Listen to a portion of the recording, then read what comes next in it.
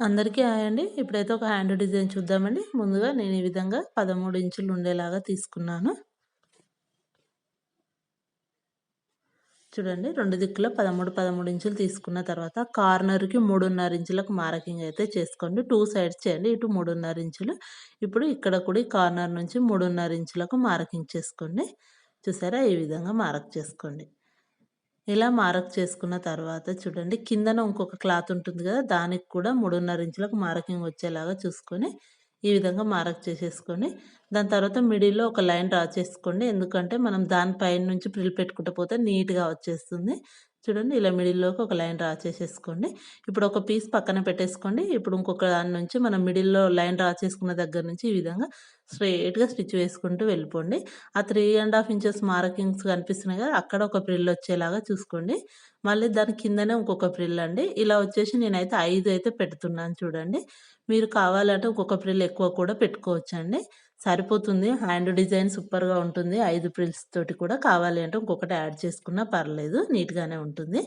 ఈ విధంగా నీట్‌గా 5 ప్రిల్స్ పెట్టుకొని స్ట్రెయిట్‌గా స్టిచ్ వేసుకుంటూ వెళ్ళిపోండి. ఈ విధంగా.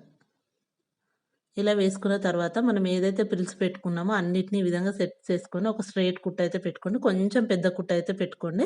ఇలా కుట్టుకున్న స్టిచెస్ అన్నీ మళ్ళీ మనం విప్పేయాల్సి ఉంటుంది. చూడండి ఇలా స్ట్రెయిట్‌గా ఒక స్టిచ్ వేసుకోండి. మళ్ళీ లాస్ట్ కార్నర్ గూడా ఒక స్టిచ్ వేసుకోండి ఈ విధంగా. ఇలా మనకేదైతే కర్వ్‌లాగా ఉంది గదా! అక్కడ నీట్‌గా ఆ కర్వ్ షేప్ వచ్చేలాగానే ఒక స్టిచ్ వేసుకోండి. ఈ విధంగా. ఇలా నీట్‌గా అన్ని ప్రిల్స్‌ని సెట్ చేసుకుంటూ వేసుకోండి. చూసారా? ఇప్పుడు ఇటు సైడ్ కూడా అదే విధంగా అండి. ఒకసారి స్ట్రెయిట్‌గా వేసి తర్వాత కర్వ్‌కి ఒక స్టిచ్ వేసుకుంటే మనకు సరిపోతుంది. చూసారా? ఈ విధంగా. ఇప్పుడు రెండోది కూడా అదే విధంగా మనం ప్రిల్స్ అయితే పెట్టేసుకోవాలండి. చూడండి మళ్ళీ కూడా చూపిస్తున్నాను క్లియర్‌గా. 3.5 ఇంచుల దగ్గరికి రాగానే ఒక ప్రిల్ పెట్టుకొని దాని తర్వాత ఇంకొకటి ఈ విధంగా మనకైతే 5 ప్రిల్స్ పెట్టుకుంటే హ్యాండ్ కరెక్ట్‌గా సరిపోతుందండి. కొంచెం క్లాత్ ఇంకా 14 ఇంచెస్ అట్లా తీసుకుంటే మనకు 6 పెట్టుకున్నా సరిపోతుంది. ఇలా సేమ్ అండి. అటు మనం ఇందాక ఎలా అయితే వేసామో ఈ విధంగా నీట్‌గా ఫ్రిల్స్ సెట్ చేసుకుంటూ స్టిచ్ వేసుకోవాలండి స్ట్రెయిట్‌గా. తర్వాతొచ్చేసి కరువుగా ఒక స్టిచ్ వేసుకోవాలండి. వీడియో ఎక్కడ స్కిప్ చేయకుండా చూడండి. చాలా బావుంటుంది. డిజైన్ అయితే సూపర్‌గా ఉందండి. ఎవ్వరికైనా సెట్ అయిపోతుంది ఈ డిజైన్ అయితే. చూసారా? ఈ విధంగా కరువుగా వేసుకోండి. ఇటు సైడ్ కూడా అదే విధంగా వేసేసుకోండి. ఓకేనా?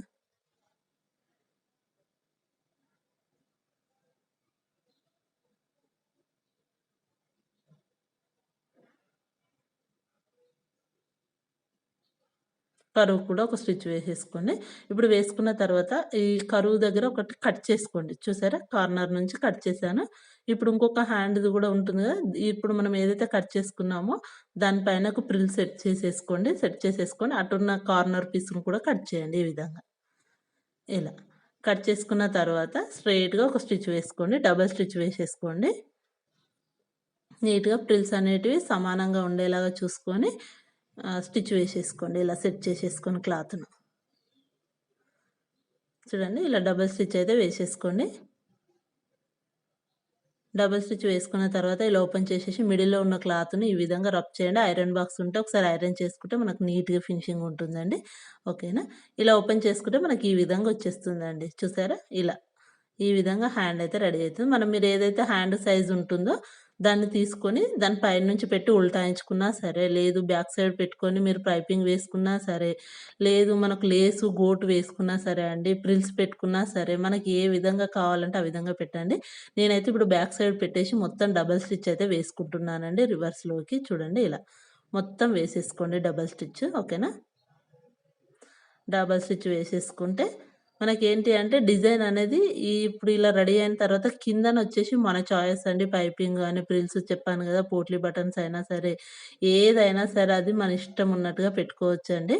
ఇప్పుడు ఈ విధంగా వచ్చిన తర్వాత చూడండి, మొత్తం డబల్ స్టిచ్ వేసుకుంటూ వెళ్ళిపోండి. నీట్‌గా వచ్చేస్తుంది ఇలా. చూడండి ఇలా. మొత్తం వేసుకున్న తర్వాత ఎక్స్‌ట్రా ఉన్న క్లాత్ అయితే కట్ చేసేసుకోండి. మనకు లైనింగ్ క్లాత్ హ్యాండ్ ఎంతైతే ఉందో అంతవరకు ఉంచుకొని మిగతా ఎక్స్‌ట్రా ఉన్న పీస్ అంతా కట్ చేసేసుకోండి నీట్‌గా. ఇలా. కట్ చేసుకున్న తర్వాత మిడిల్‌లోకి ఒక డాట్ అయితే పెట్టేసుకోండి. ఇప్పుడు చూడండి మనకు హ్యాండ్ అయితే ఈ విధంగా రెడీ అయిపోతుంది. ఈ పైన మనం ఏవైతే కుట్లు వేసుకున్నామో అన్నిటిని తీసేయాలండి. మెల్లగా నీట్‌గా కొంచెం అందుకే పెద్ద కుట్టు పెట్టుకోవాలని చెప్పాను. తర్వాత అన్నీ విప్పేసుకుంటే మనకు హ్యాండ్ రెడీ అయిపోతుంది.